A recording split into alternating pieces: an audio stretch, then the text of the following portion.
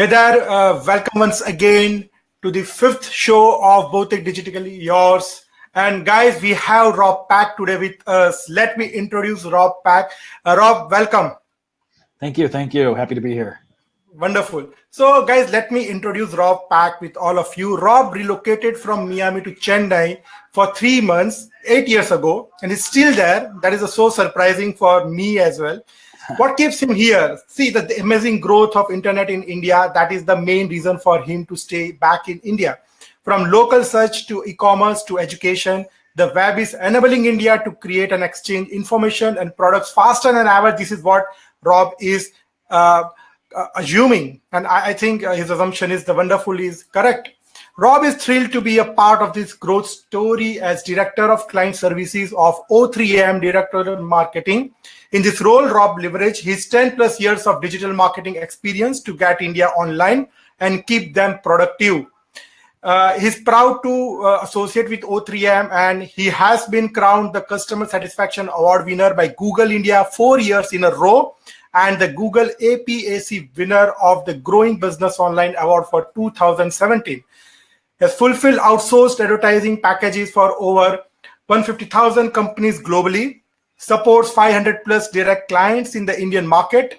He delivers a mix of expertise, creativity, and ingenuity, enabling clients to achieve their online goals. Rob is Google certified in search, display, mobile, video, shopping, analytics, mobile web design, and digital sales. So inspired by the growth of the company, Rob is a digital marketing in India evangelist, eager to spread the word to whomever will listen. Oof, that is so much, Rob. Okay, so guys, if you have any question, please start throwing your question because Rob is going to speak on the topic Google AdWords for sales conversion. So guys, from last 4 talking about SEO, we have spoken about social media, we have spoken about growth hacking, and now we are to AdWords. So like basically so many times I have a discussion in this part of the India, Gujarat, that what is the role of the paid advertisements, and everybody's emphasizing on either search engine optimization or social media. So, Rob, the very first question to you, that why people are still skeptical to use AdWords in India over SEO, what points they must consider generating the sales? Sure. So, yeah, I mean, there's kind of a lot to dissect there. I think we have to first look at why they might be apprehensive to use AdWords compared to SEO. I think there's some misconceptions there. Now, certainly, I am not here to bash SEO. It is something we offer. It's a tremendously effective part of any digital marketing strategy. But I think sometimes it gets seen as sort of a magic bullet, and it's certainly not. Where I think that comes from is actually the naming conventions that we use. We always say paid and organic, right? Paid being our AdWords or search engine marketing, then organic being our SEO. And then that sort of gets translated into paid versus free. And then when that translation happens, I don't think that's quite correct because as anyone who does SEO certainly knows, it is not free. It is not easy, right? Certainly there's no bidding model. It's not budgeting in that sense, but there is a significant cost involved in the content, the web development, the link building, all of that certainly carries a cost. So I think sometimes AdWords gets looked at as what does this cost per month? And there's a number. And in SEO, the number is a little more obscured, or perhaps when it's done in-house, it rolls up to other teams, like the marketing team is doing the content, the IT team is doing the website updates. So then maybe it's sort of an incomplete picture. Now, I certainly love seeing them both work together, SEO and paid. I think as a strategy, when you blend the two, it can be very effective. And that is something that we see in the data. I know Google some years ago did a large study, and they saw that paid was generating 50% incremental clicks, meaning that if I was getting 100 clicks in SEO and I start AdWords, it doesn't mean I'm only getting 50 SEO clicks and now I'm getting 50 AdWords clicks. It means now I'm getting 150 clicks. And then when we consider our other metrics like click-through rate or these sort of things on our organic listing, I think when you're in both places at once, it can be a tremendous trust-building signal.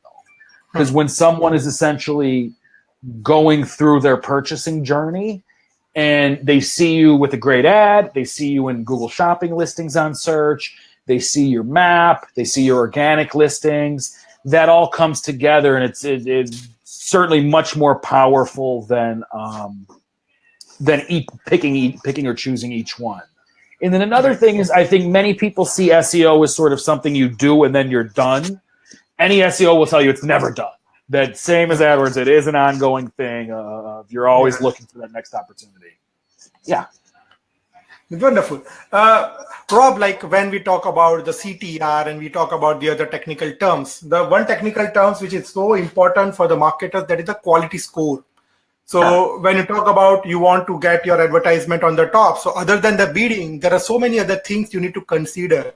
So like still there is some misconception going on around that people still think that if I'm bidding high, my ad will come on the top. Rather, they are not understanding the importance of the quality score. So would you like to say something about how to improve the quality score?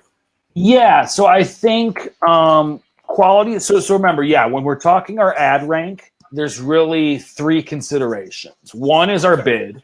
Obviously, that's very transparent. What are you bidding, right? That's easily adjustable. Next would be your use of site link extensions, which would be sort of the smallest factor, but very important. I like effective use of site link extensions because it makes your ad bigger, it makes your ad better, it gives you opportunity to give more relevant information. And then, of course, quality score, right? So I think a lot of people put a lot of time, effort, and energy into sort of trying to data mine kind of quality score hacks. And I don't really look at it like that. Instead, I look at everyone's intentions, and then you can learn a lot about quality score. Because remember, Google at the core wants people to click the ads, right? And when we look at our metrics like that, click-through rate, for example, is percentage chance my ad will get clicked out of 100, right? For Google, it's percentage chance that we'll get paid for showing this guy's ad, right? Yeah. So when you look at that, keep that in mind, right? What's the incentive for Google for showing your ad? And then quality score comes into play there, because essentially quality score is measuring the relevance between the search term, the keyword, the ad copy, and the website, and then by extension, the website or landing page experience, right? Absolutely. So when you look at, what's the main thing? They want high relevance there, right? If someone is searching to buy a dog in Chennai, and there's an ad about cats, and there's a landing page about cats, of course that guy should have to bid more to show his ad, because the answer isn't perfect for that searcher, right? Whereas bidding on the term dogs, the ad is about a wide variety of dogs for sale or adoption, and then the landing page is sort of our dogs. That deserves to have a good quality score, right? Because it's giving the searcher what they're looking for. Right. So while we can certainly dive into the technical stuff, and happy to, it's really about, is this ad relevant for the search term, and are the search term and ad relevant to the landing page? Right. And then if the answer is no, you should have a low quality score, right? You're sort of misdirecting the user or trying to cross-sell them on something. So with regards to quality score, it's certainly one of the most important metrics we have. But people should just take a really good look at the search term, their ads, their landing page, and just focus on having that ultra high relevance, right? Is the search term addressed in the ad? Does the ad reflect what's going on in the landing page? And then they should see a good quality score. True. Like Rob, when we talk about Google AdWords, we talk about the structure of the AdWords. It all starts from the campaign. You go to ad groups and then create the ads. But the structure changes according to the need of the client, that we all understand. But when it comes to understand or to define or to create the sales funnel in AdWords, so how to look at this aspect of the AdWords regarding sales funnel? Sure. But I think that's a great question. And this is one of these things where it could just be seen as something for the AdWords analyst to do, but it's actually a bigger business decision of really what's the sales funnel, right? Yeah. You have a you have a prospective customer. We need to create some stimulus that they're interested in either us or what we do or what we provide. And then we need to figure out what the steps are into having them become a client, right? So, and a lot of that does not happen on AdWords, right? If we're talking the traditional sort of agency sale, we're probably going to lead with some content, get them to download the white paper, sign up for the newsletter. Then there's going to be some follow-up. Then that's probably getting kicked over the telecaller for appointment dialing. Then the BD visit, quote, hopefully you get your client, right? So there, we need to map out that process before we even think about marketing, right? E-commerce, it can be straightforward, add to cart, shipping information, purchase, fulfillment. But in a lot of the services business, it is sort of a windy, complex journey. And so we need to figure out what that journey is and then how our digital marketing in general and AdWords in particular can support someone all along that journey. So to me, again, map out what it is the first step. Then making sure to track everything, right? Certainly we have our AdWords inbuilt conversion tracking, but more and more we're using analytics goals to do that as well, and then importing those because we have a little more flexibility there, right? Right. Then on our site itself, weight the goals differently, right? If we have a sign up for our gold SEO package versus talk to an analyst versus sign up for a newsletter, all of those are conversions. All of those begins the journey, right, to someone becoming a customer. And we need to figure out to weight those separately and figure out how each one plays its part. Now, an additional thing we've seen there is we're seeing more and more offline importing of goals into AdWords and analytics. That's really a great and somewhat underused feature. Just to be clear, remember, like when we're talking service businesses or even a product business that requires like a custom quote kind of thing, a lot of that's going to happen offline. So in that case, what you'll do is in your forms, you'll pass along the GCLID, the click ID, pass that along to your CRM. Salesforce supports it, Zoho supports it. Pass that along, and then you can map back not what is just getting you leads, but what's getting you customers. And I think that's really important in digital marketing. One challenge all marketers face is getting job inquiries, right? That you want clients, and then everyone's saying, oh, how do I work for your company, right? We get a lot of those. And there, if you're just optimizing towards the cost per lead that AdWords or analytics is telling you or what search terms are converting, you might get into this self-fulfilling loop. So if you're really attaching scores to it, right, whether it's like an SQL marketing qualified lead, sales qualified lead scoring, or it's just sitting back what turned into a customer at the end of each month, that'll really help people. So it's really, I mean, the tip there is consider the whole sales funnel and map it out and then figure it out. Yeah. Rob, like looking at the sales funnel and everything, the structure of the AdWords. Now, I have always seen two types of clients in my career. There are few clients who wants to go with the campaign. The campaign has a very limited time period. They want to go for the particular campaign based on their need or their goal. You see some companies like e-commerce, they are ready to spend for the AdWords throughout the 12 months.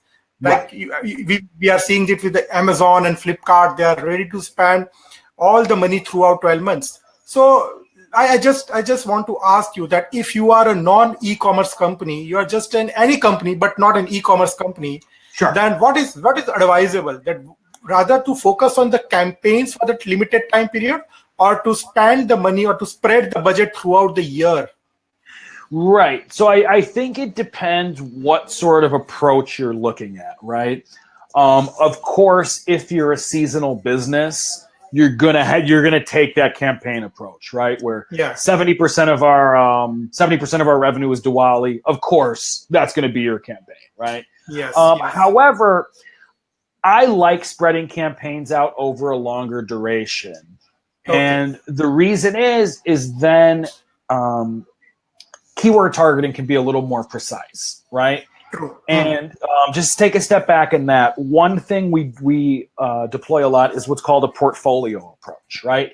Where you have your best search terms that are the most likely to convert, and then you have sort of very broad search terms, right? So like an example would be if I'm talking about my own company, right? Someone searching for Google Red Badge partner in Chennai.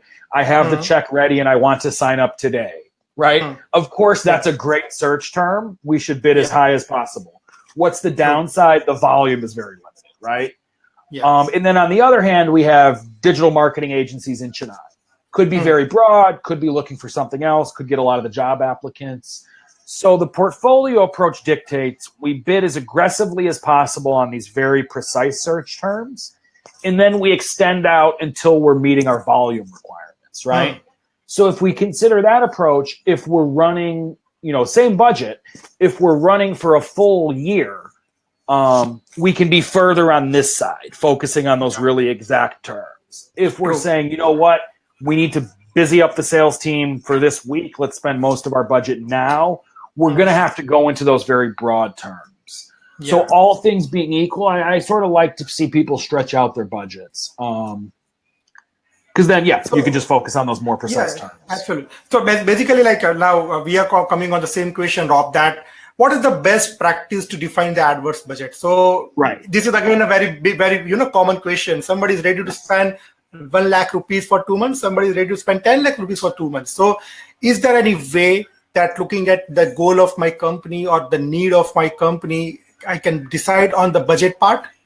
Right. So I think there's really 4. So this is the $1 million question, right? From the junior salesperson all the way up to the CMO. What should this person be spending on, right? Absolutely. Well, I think there's sort of 4 factors that really come to mind for me. And that would be capacity, ROI, need, and comfort level, right? So one of these, capacity, that would dictate your maximum budget, right? And so there, for example, if we're considering like a services with a sales team, right? We know, suppose each of them can follow up with 10 leads per day that's going to yield 3 meetings, and that's their day, right? Then we have a maximum lead volume of 30, let's say we have 3 sales members, then we have a maximum of 30 per day, right? So there, I mean, that's an upper level on the budget, right? Just lead volume times cost per lead. That's the most they should be spending in a day. Now, next would be the need. Similar approach to that, right? Is how many leads per day am I looking for? Or again, back to the whole funnel. If I need 500 seats filled in my university and 1 in 50 leads turns into a student, then just back your way out and set your budget that way. Now, next, the most interesting would be ROI, right? When we're talking about e-commerce or something where scale isn't a consideration, like so let's say we have a software product, right? There's really a minimal cost to our next sale, right? As long as they're ROI positive, they should be advertising with a maximum budget, right? If a click is costing you 10 rupees and that same click is generating 11 rupees, then your budget should be unlimited until the ROI picture changes, right? Now, for new campaigns or when we're talking about selling clients, there it really goes to comfort level. Where in my case, I typically see new clients as a pilot campaign where I'm not over committing to them. I'm just saying, let's try this. Here's some great ideas for targeting. Let's see if it works for 1 month. Then in that case, you need to have sort of a budget that is on the bottom side, high enough that you're going to show results, right? If we have a 100 rupee month budget, I can tell you now it's not going to work because the phone's not going to ring every day. Maybe we do a great job and they get that 1 lead. It's still not meaningful, right? Absolutely. Then on Absolutely. the high end, we need to think what's their comfort level, where I don't like putting the client in a position where this has to work the first month, right? True. So True. really big enough to show an impact, controlled enough budget that it's not going to break their bank if they don't get an immediate sale. So in the SMB space, all things being equal, I really want to see them running 30,000 to 50,000 rupees a month on search with a little bit of display remarketing. If True. I had to just put a number out there, then True. as they grow, real estate or education when it's in season, then they should really be ramping up their budgets once they have some performance ready. And then that goes back to the other factors of capacity, ROI, and need. Yes, yes. Wonderfully explained. Seriously, wonderfully explained, Rob. Rob, regarding the same, we have a question from Dave Mutum now. I think he is from the eastern part of India. This is what I assume. Dave has a question. Now, he says that how to show my ads on top of Google search result. How much cost is needed? Now, let me put in other perspective, because I think we have already discussed about the quality score. So, Rob, we have 7 different places on SERP to show our ad. But the thing is that you have different automatic bidding available. I'm just changing, just twisting this question a little bit. You have different bidding options like return on ad spend and, enhanced CPC, all these options we have available. So do you suggest to focus on that particular type of bidding if you really, by improving the quality score, number one, obviously, and by using a particular type of automatic bidding, still we can win that position of the top place on SERP with our ad? So now it depends on, so the first question is, this is an interesting one, because let me just actually pull up some numbers here. We often see the client requirement of, I need to be number one, right?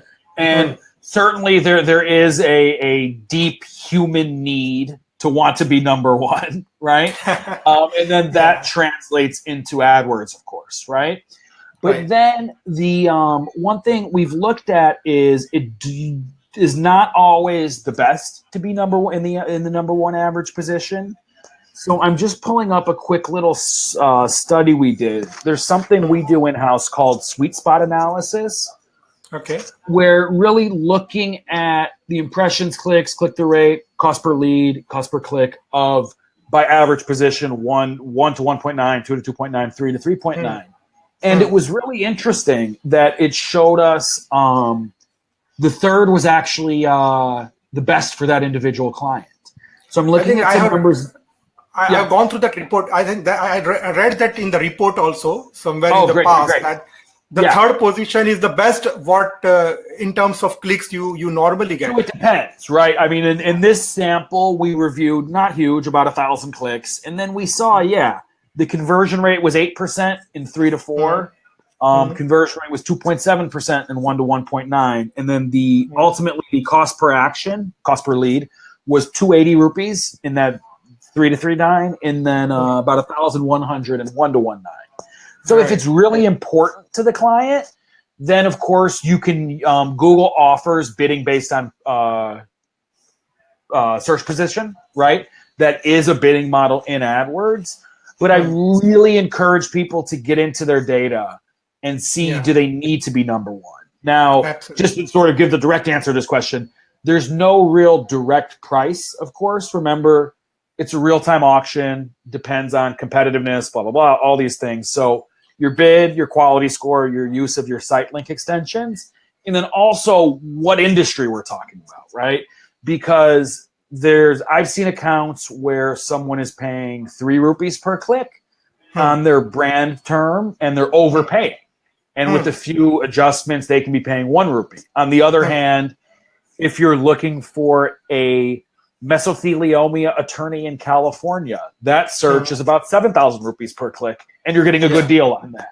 So it really depends on what's providing the biggest benefit for the advertiser, what the competition is. And then within that, then experiment with what you can do to increase relevance, landing page improvements, high relevance between search term ad, landing page, and then work to get whatever that number is as low as possible. Absolutely. Wonderful. Okay. Now, Rob, we have another question. It is somewhere related to search engine optimization, but again, I will twist a bit. The question from Akshay Solanki is, if we are targeting long tail keyword and website has been shown on the top of Google, but search per month is near to 1 or 0, how to attract clients? Now, let me take to the Google AdWords terminology. Sure. Rob, we know that we have to do some keyword research before we go for the campaign. And then we see there are there are so many types of ad groups. And in all the ad groups, we see multiple types of keywords. Yes. Normally, we observe that there are normally either the long tail keyword or the short tail keyword. Right. But many times, we either go to see to the kind of competition, either the low, medium, or high competition, and at the same time, the bidding, what current bidding is going on. So I want to know how to select the keywords on the basis of the competition and the current bidding. Right. So there's no real sort of definitive answer on that. What I like to do is bring some data into it. So even if I'm making the wrong decision, it was the data-driven wrong decision, right? So that in that case, what I'll do is map out what your expected conversion rate is, what the expected cost per click is, what your expected revenue is. And then from there, determine what keywords are worth it. Because again, going back to that portfolio approach, in this case, this guy has, there's only one search per month for it. And he's on top. Listen, if he needs one client a month and that's a real buying keyword, I think he's found the strategy. However, it's usually not the case, right? We need that portfolio to blend our quality leads with our volume of leads. Right. So I mean, in that case, it looks like he needs sort of deeper research into what search terms he should be targeting. And I think AdWords is a great place to do that. One thing I sort of go back and forth with my analysts on is, according to their best practices, which is certainly true, if a keyword is showing as low search volume, will not run warning, they typically remove it from the campaign. I like to keep those in because, again, if it's that perfect search term for you, remember, we're on a cost per click model with regards to search, so we're not paying for it if it's just sitting in there. So there are, I mean, clean account considerations, these things. But generally, I mean, if there's a search term that you really believe in, but it's low volume, I would still go for it. Again, there's really no harm in it. You're not paying just for the keyword to be in the account. So you might want to segment those out, set an aggressive bid, just so if someone does search, you're best positioned to have that top position. But then, just don't worry about it. You know? Rob, what's your take on the new beta version of Google AdWords? You must have used that, and your opinion on that. It sort of makes me feel like an old man, where I know this is the version we're going to. I have to use it, and I'm trying my best not to go up to that right tab and view classic AdWords. So I think people like us are. This is the same feeling what I have even when I go to the beta version. I have the same feeling what you are expressing right now. And then, I mean, I'm getting better at it. I'm getting used to it. But no, when I first saw that thing, I don't know if you've ever accidentally signed, like if you're using a computer and you go to Facebook and it's signed into someone else's Facebook and it looks like you're on a foreign planet of, what is this about? I sort of felt like that. But no, I mean, I'm getting used to it. Remember, there are a few features that are new experience only, and I think they're sort of doing that on purpose. But then, remember, it certainly still is a beta. So I assume the overall design is what it'll look like, but I would expect some user experience enhancements, let's say, to go in there in the future. So I think it will take some time for people like us to get acquainted with all these things. Yeah, I mean, I'm getting used to it little by little. The biggest one for me is it's a little. It could be more intuitive when you're switching around between accounts, where sometimes I'll be looking at the campaigns and go, wait, this isn't this client, and then there's actually multiple accounts showing there. Absolutely. Okay. Rob, like before we end this session, the last question from my side, and let us see if we have any other question from the audience as well. Because we spend money to get the result, like same with the clients want to spend money for the result. So it, at the end of the day, it all comes from the conversion. See, basically we know that to measure the conversion, you have to put the code on the landing page and then the thank you page. But is there any better way to either measure the conversion or to define the strategy for the conversion? So what's your take on that? Like, it is purely on the conversion. Right. So I think there's a few things. One is we've certainly done this to ourselves, where AdWords or digital marketing as a whole provides a tremendous amount of data, transparency, and visibility, particularly compared to traditional advertising. So I think as people sort of selling out in the market, we go, look at all these numbers, you can carefully review everything. And then the clients started carefully reviewing everything. And then we said, wait, why do you have higher expectations of us than of the traditional marketing guys? So we did it to ourselves, where we have we've essentially trained our clients to look at conversion, cost per lead, conversion rate. However, I think a shift that's happening as attribution modeling gets a little better is people do need to step beyond that pure last click lead generation and explore really what the brand is, right? Absolutely. Because certainly if we're talking like cool t-shirts, then maybe you can run shopping ads, get a click, and you can expect the sale. But for most businesses, people aren't picking the doctor to go to or the real estate to buy or the school to send their kids to.